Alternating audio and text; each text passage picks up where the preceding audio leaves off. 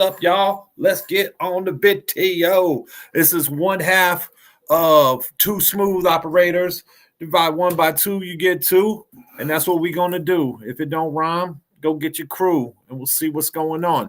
Hey, what's up? It's Brooks. I wanted to do a real quick thing because a couple of people have asked me about this because the quantity of videos that I've been putting out is what am I doing in the video space for 2025. So I wanted to talk about some software that I'm using real quick. Hopefully I can keep this under 10 minutes, but some of the hardware as well too. If you're wondering what kind of equipment to go out there and promote your business with, that's what I'm going to talk about.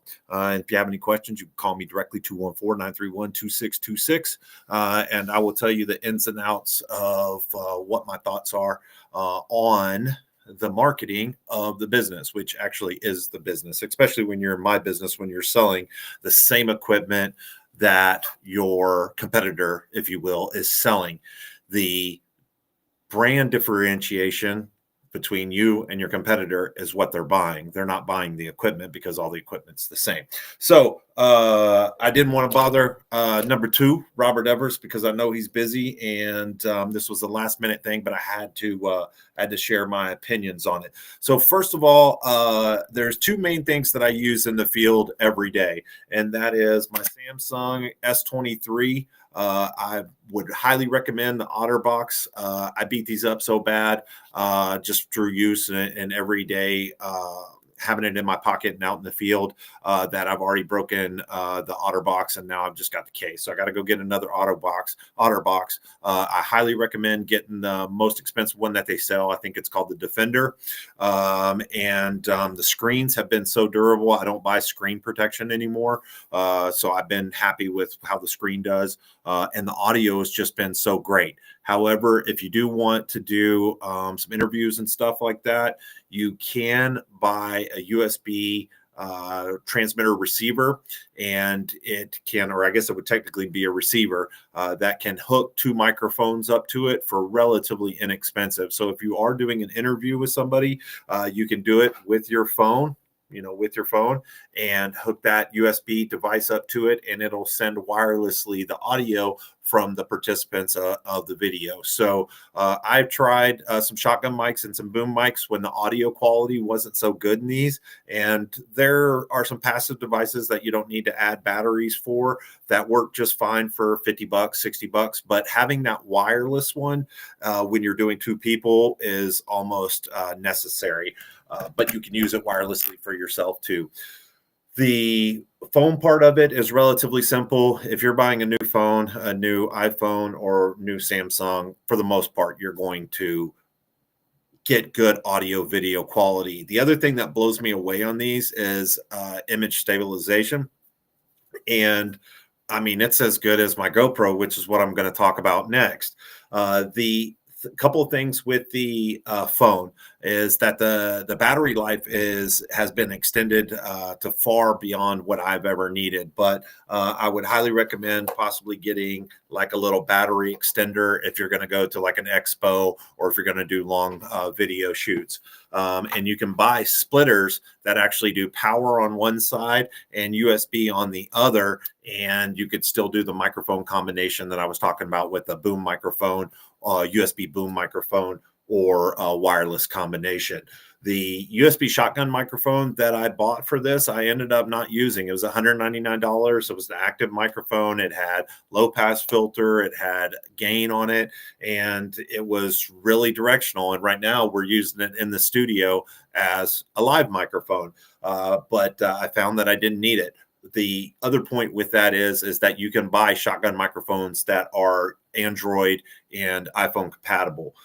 So don't think that you're just limited by the old school days with the eighth inch plug-in microphones. They're beyond that now. They're all USB, and they're compatible with the software. Those two things, the splitter and the battery extension, will help you if you're doing long video shoots. The other thing is a cage and a microphone stand. Now, this is going like if you are going to do an interview with maybe somebody or need the camera in a long period, standing alone for a long period of time, I use a microphone stand, just a regular microphone stand. You can pick these up at Guitar Center or one of the big box retail places, if there's any left. I can't believe Sam Ash went out of business. I used to work for a company called Mars Music. They went out of business as well too. And I work for Guitar Center as well.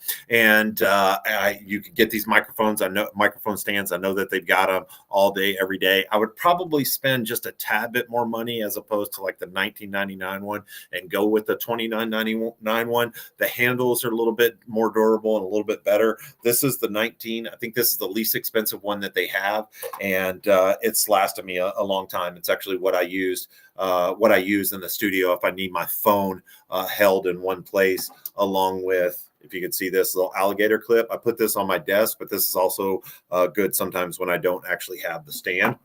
So with the microphone stand, if you're going to use that, this is, I have another one out in the field that I use, but I had to buy a little 5/8 to quarter adapter, and that allowed me to have some of these types of accessories. This particular one has a ball head mount on it, and I like it a lot. It gives me a lot of flexibility, especially if I'm standing up and doing, get over here, and doing videos of equipment on the table. I like the flexibility, but the other thing I like it is I can have multiple stands around and still just have the one phone and switch the phone in and out of the stands really quick without having to switch the stands around. So you have accessories like that that make it really easy to go from stand to stand.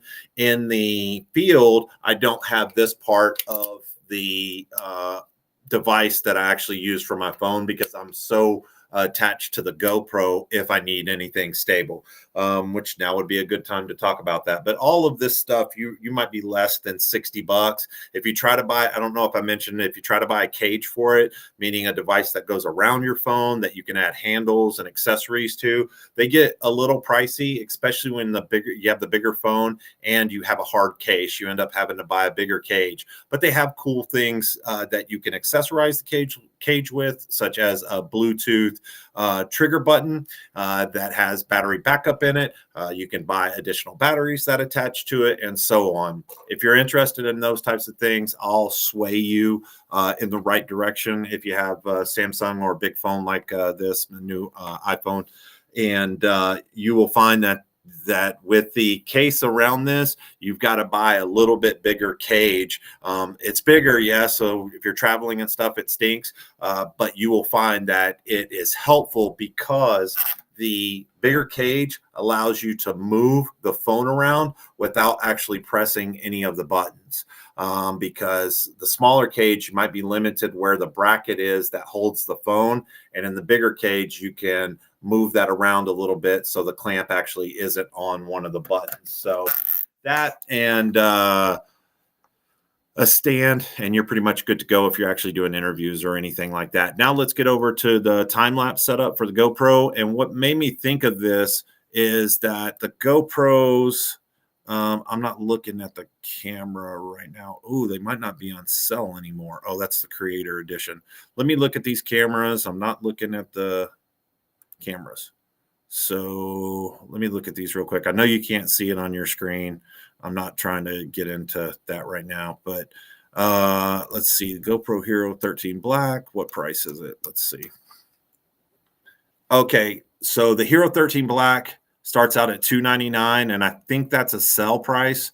So what I use, that's what brought all this up, is that some of these GoPros went on sale. I'm a GoPro fan. I've kind of got out of the ecosystem with the exception of the brackets, the holding devices, and I think those are all like compatible now. You can a lot of these action cameras, you can use the GoPro accessories that come with it.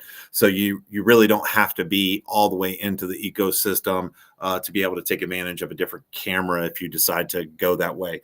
However, I do have quite a few of the accessories. I recommend buying the as many of the brackets as you think you're going to need, and maybe twice as many, because I have 3 just on the dash of my truck. I have 1, 2, 3, 4 stands in the studio that have the 1/4-inch mounting brackets on there, and it comes in handy to buy one of these accessory kits that have that. So let's talk about the camera real quick before I get too far ahead of myself.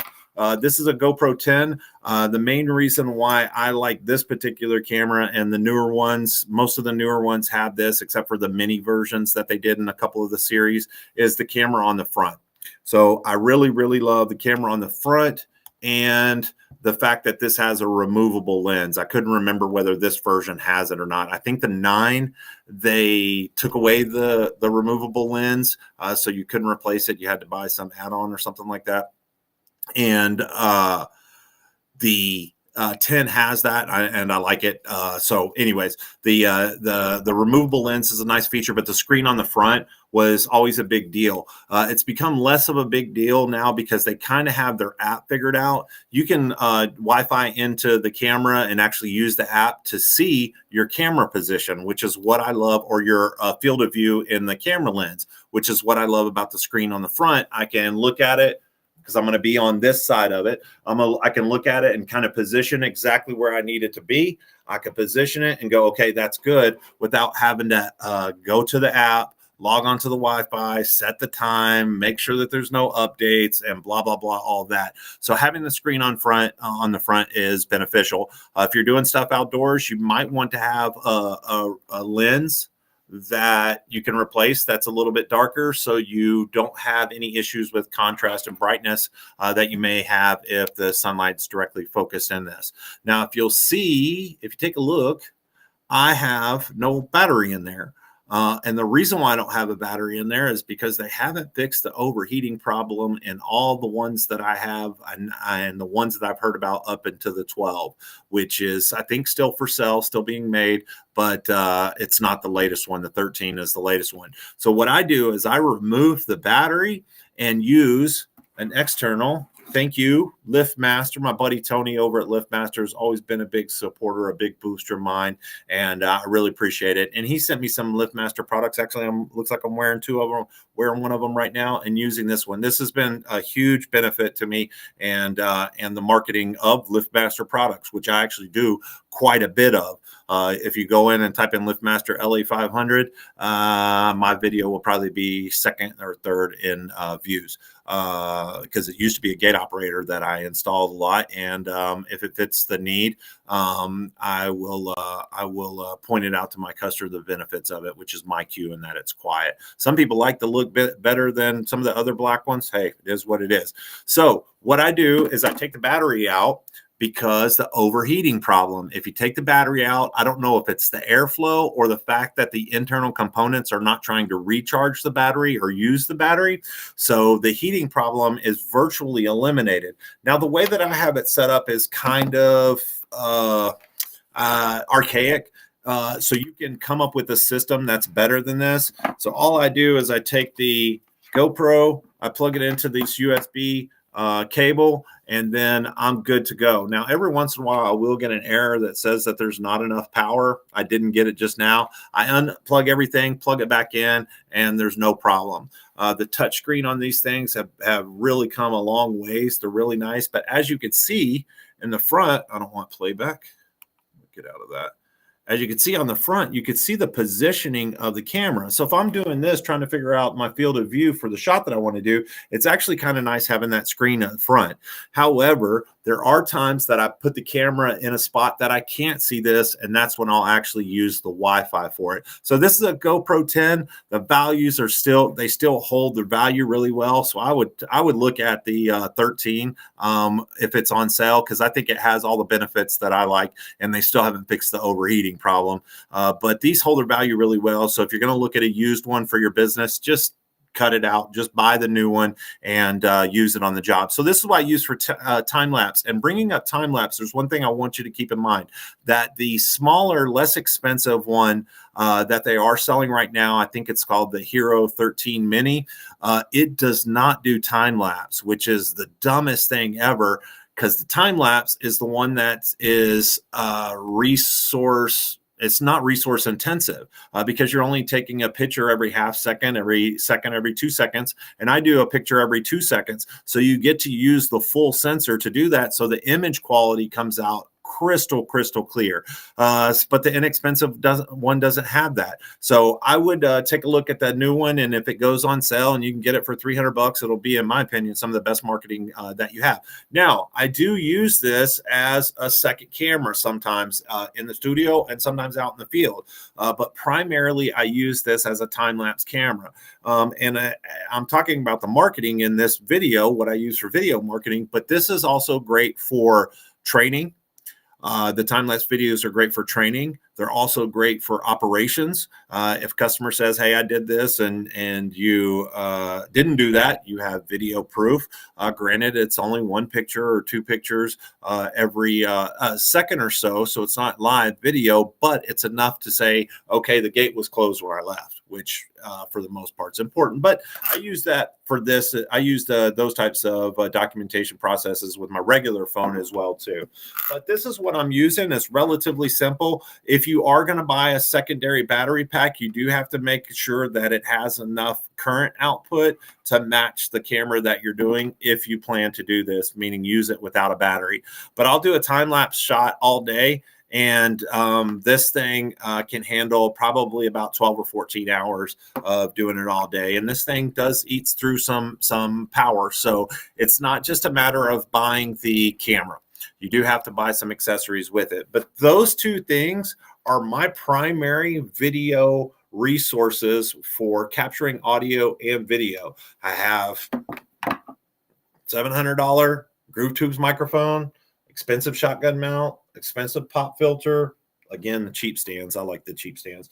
And I've got a bunch of other equipment as well too, expensive lighting equipment, not getting into lighting now, and some other good microphones. And what I find is that audio on this is just fine. The video on it's great. Video stabilization for a phone is phenomenal. And for an action camera, it's phenomenal. But it's also the difference between $1,200 and $300. So it should actually be pretty good. Along with all the other stuff that it does. So I use that, and then I use my GoPro. There may be a couple other accessories here and there that I missed, but you can call me 214-931-2626 if you got any questions about it, and I could spend a couple minutes with you to help you with your video marketing. Video is still going to be important for 2025. It is changing. Everything from the algorithms on Google and their placement of video, the links of video that are popular, the orientation of the video that's popular, and those types of things are changing what people are actually attracted to. I want you to think of a couple of things across pretty much all the platforms, but specifically talking about YouTube, which is where I want to dominate in 2025. There's pretty much two things that you can control. And I got this from Mr. Beast, so it's not I had some super duper insight. He said this, I went and researched it, and I confirmed for the most part, this is what most YouTubers and content creators on YouTube are saying. And that is did they click on it? So your click-through rate and your average view duration. So those are the two things that you can control. So what is click-through rate? Click-through rate is the number of people that actually saw it versus the number of people that actually clicked on the video to watch it. And then your average view duration is the length of time that they watched the video. So if it was a 10-minute video and they watched 5 minutes of it, it was a 50% average view duration. And the higher that those things are, the better you're going to get ranked in YouTube, because they know people are going to watch it. And the more people that they have on the platform for a longer period of time, they consider that a positive thing, because that's more advertising that they can sell. So I'm not sure. Oh, you know what? If anybody's been making comments, I apologize, because I haven't been looking at the comments chat. Okay. I caught a bad cold. Please subscribe to our YouTube page. So Robert Evers, I'm sorry, man. I just went through it too. I wasn't a cold, but I got the bugaboo in my stomach, and it knocked me out for 4 days. It wasn't a cold. I wasn't having a temperature or anything like that.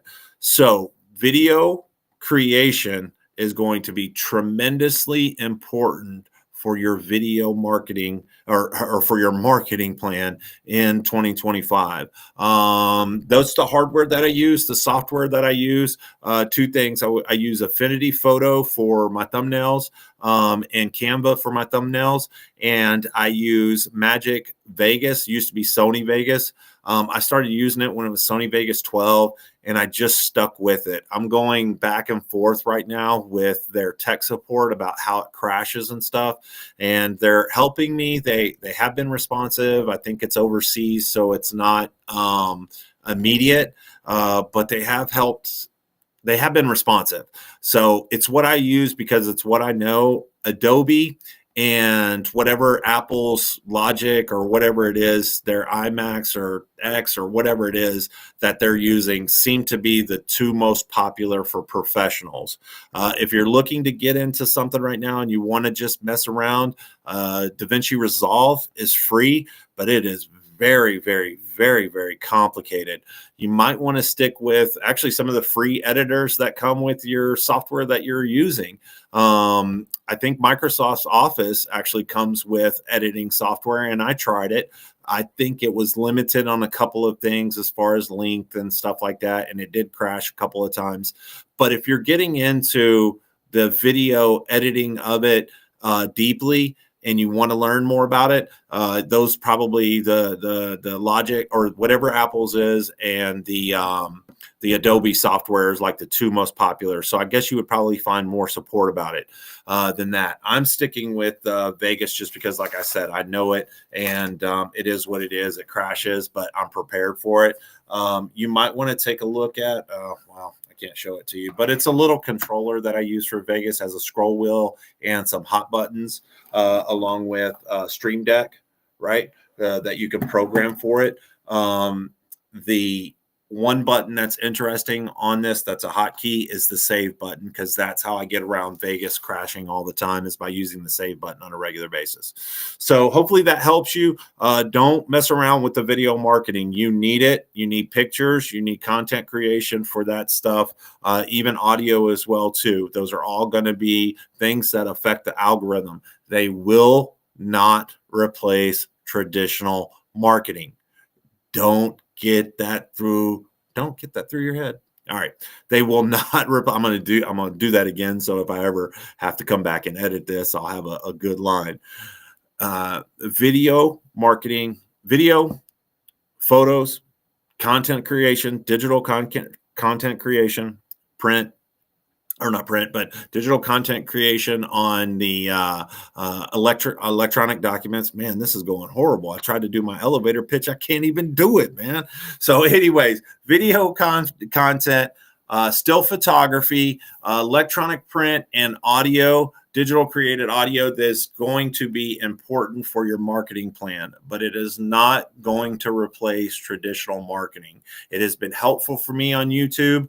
It's hit for me a couple of times. It still makes the phone ring a couple of times a week, and the service ones that I'm doing have not been updated in quite some time, but they still get phone calls of people wanting service on their gates in those areas. So they are helpful, but they do not replace traditional marketing. You still need to have a multimedia, multi-step, multi-touch campaign if you want that phone to ring. You have to have that. So that means print is important. Yellow pages are important. The leave behinds are important. Trifold brochures are important. One-page flyers are important. Postcards are important. There is not going to be a one and done solution. It's got to be multi-step, multimedia, multi-touch. And if you do that, you will get the phone to ring. And remember, who spends the most wins. So you have to figure out what the total value of your customer is, the total lifetime value, and you have to figure out what your cost per sale is. And that will help you determine how much you can spend to acquire a customer. So enough preaching about that. The stuff that I was talking about, I love the digital, I love the video. So if you have any questions about that, give me a call. I'd be more than happy to give you a couple of tips. Nothing in the chat, so I guess ain't nobody's listening but me and Robert. And I hope you get better, Robert. I'll talk to you soon. 214-931-2626. Subscribe to Two Smooth Operators on YouTube, LinkedIn, Facebook, and all that. YouTube is where we're putting out all the videos. So anything that's on any one of the social media platforms will always be on YouTube. It goes to YouTube 100% of the time. I don't think there's been very many videos that we haven't passed. If we have passed on it, it's going to get up there at some point in time. It's just not up there right now.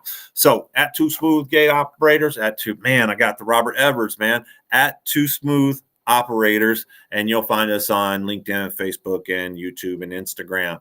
Thanks for watching. Call me if you need. I don't get what's this, man.